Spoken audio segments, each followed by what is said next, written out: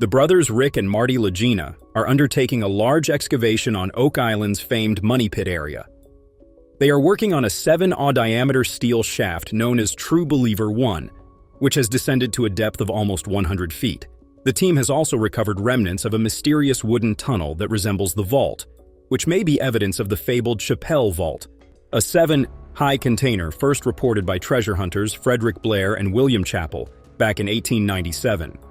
Recent groundwater tests have revealed high traces of precious metals below the 100-day level, leading them to believe that this shaft is located within the original Money Pit. The casing is going in ridiculously easy for the last 4 feet, and the team is only about 3.5 feet away from their first target horizon, 98.5 to 99.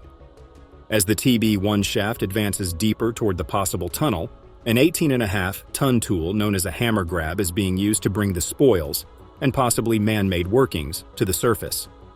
The team is approaching the depth of the tunnel, and they are expecting to encounter a lot of wood if it is indeed a tunnel. They are at about 110-111 feet right now, which is the very end of their first zone of interest. An interesting piece of wood has been found with grooves and a dowel. This indicates the same construction methodology as the U-shaped structure. This revelation blew their minds, and they knew they were dealing with something of immense importance. Charles recommended that they get in touch with experts. While drilling in the same area as the treasure zone, Rick and Marty were intrigued by the discovery's backstory and questioned whether it was a typical discovery. Terry noticed that the DN-111.5, DN-125, and DN-113.5 coordinates were all precisely east-west aligned, suggesting that this could be part of a building hidden 94 feet below the water's surface. Finding out if they had uncovered another portion of this structure and whether it was related to the gold they found nearby was crucial, but they couldn't rely just on their gut feeling to provide evidence to support their claim. Charles called Rick and Marty right away, and the crew quickly came to the conclusion that they were completely in agreement with the Lagena brothers. When Rick and Marty got there, the group was able to validate what they had discovered. One important turning point in geological investigation was the finding of the Oak Island gold mining zone. The discovery of a treasure zone in the Oak Island Money Pit drill program thrilled Rick and his team. The area was unexpected because of its high gold values, air pockets, and voids, so they decided to name it after its locations. A meeting was called to go over the recent events and the background of the discovery. Terry, who is renowned for his keen observational skills, noticed that the coordinates DN 12.5 and DN 13.5 were precisely aligned from east to west, indicating that they might be part of a hidden building. The group was keen to find out if they had found another portion of the structure related to the gold found nearby, so they performed an XRF analysis on DN 11.5 and obtained results. Emma, an exceptionally talented archaeologist, came to the conclusion that the structure could only be described as a tunnel under any circumstances. An XRF spectrometer was used to analyze a sample of dry wood collected along the route, providing evidence of the typical materials found on Oak Island. Emma found elements including calcium, potassium, iron, manganese, titanium, and aluminum. They thoroughly examined the results, ruling out any potential explanations. But then they discovered an odd gold occurrence that heightened the team's enthusiasm. A more thorough comprehension of the discovery was made possible by the discovery of the treasure zone and the ensuing scientific investigation.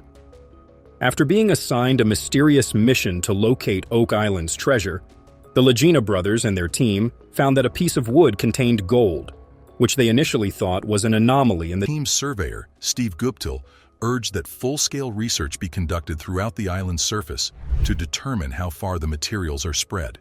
The wood sample was also sent for testing to determine the period of its existence and whether the metal materials were still durable. There is hope that when the results are finally concluded, the exact source of the natural resources can be found and extracted. Assuming the suspicion of the team is accurate, in the future, there will be a 98-foot extension of garden shaft, which undoubtedly will be constructed as a tunnel to dig out the long-buried treasure.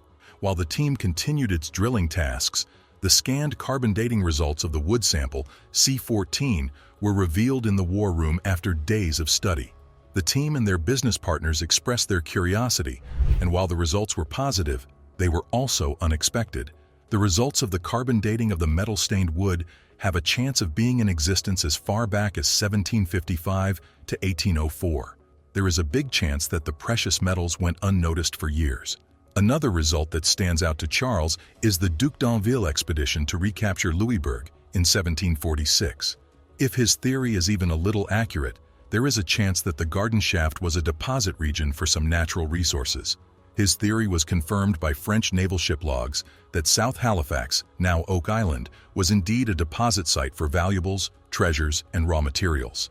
So far, for the team's discovery of the treasures, there have been several hints and a few discoveries that guarantee that they are on the right site, despite their difficulty in finding the exact location of the hidden treasure. Most recently, 3 Roman coins, a 14th-century lead batter token with the shape of a cross, and artifacts from the stone-lined structures. The war room meeting dispersed with mutual agreement on the drilling of the tunnel. Not long after, their plan to monitor the drilling process also led to more anticipation after studying some soil samples from the excavation.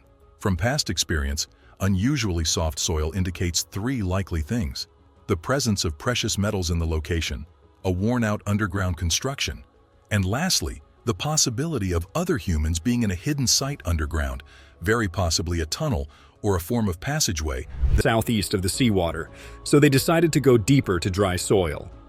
Later, on September 10th, the expedition led by Duc d'Anville arrived in Nova Scotia with the intention of retaking the fortress of Louisbourg, with the exception of one ship that was not identified and was carrying a sum of treasure that was possibly buried on Oak Island. The majority of the surviving fleet was given the order to return to France. Some believe that the answer lies in a connection between the Ras Khan family and the medieval order of the Knights Templar. The Knights Templar were a venerable family with roots going back to the dawn of French history. Duc d'Anville's own family had connections to the Knights Templars, who were known about their connection to Oak Island for over 100 years. Some suggest that the Knights Templar may have played a key role in the Oak Island mystery, as the medieval Christian order is best known for leading the Crusades into the Holy Land, where they are believed to have recovered large amounts of treasure and sacred religious artifacts. Researchers have identified sophisticated structures on Oak Island that may have been built by the Knights Templar, such as tunnels, underground spaces, and waterworks. These structures would have required skilled engineers, as the Knights Templar were efficient and skilled engineers. The Knights Templar, a group of European knights, were responsible for the construction and burial of vast treasure on Oak Island. During the Middle Ages, this led to the theory that the Duc d'Anville and his French fleet undertook a similar expedition centuries later in September 1746. 3 intriguing documents were presented to Rick and Marty Lagena and their team in 2016 by Zena Halper, who believed they had been created by the Knights Templar. One was an encoded cipher with symbols found. Among the other items was a map of Oak Island that was dated to 1347 and a map of Nova Scotia that was dated to the 12th century. A key detail that stood out to the Lanus and their team was a reference to the RW versus the family of the Duc d'Eve on the Oak Island map. The map was a gift to Francis de Rale, and they started looking into the possibility that the Rale family may have been involved in the earlier Templar voyage to the New World in 2022.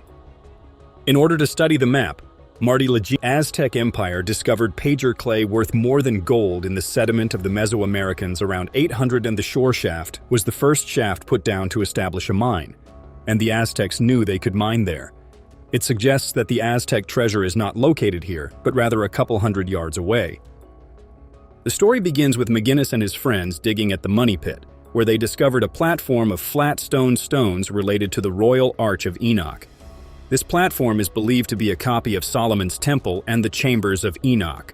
Some Masonic legends indicate that the Ark of the Covenant eventually made its way into the temple. Additionally, the Rosal family's connections to the Duc d'Anville, as well as the possibility of construction or a visit to the Money Pit, are discussed. Because of his friendship with Benjamin Franklin and Thomas Jefferson, Louis Alexander Rick Holdson of the Duc d'Anville is an intriguing character. There is a possibility that Louis Alexander Rowe, in his friendship with Benjamin Franklin and Thomas Jefferson, may have told them about Oak Island or any secrets that were hidden there. If they had known about Oak Island, they might have been able to use a portion of the treasure from Oak Island as a means of financing the war and helping to establish the new country.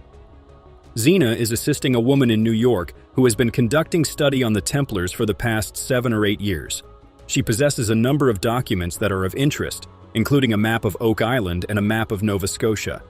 A strong emphasis is placed throughout the work on the significance of making connections and gaining an understanding of the possible connection between the Aztec Revolution and the American Revolution.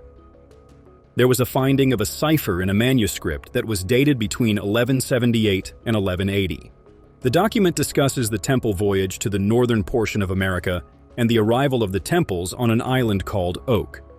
The cipher appears to employ the same symbols as the 90-foot stone cipher, which was concealed in a book. Some of the words that are included in the cipher are gray, as the text indicates. Joab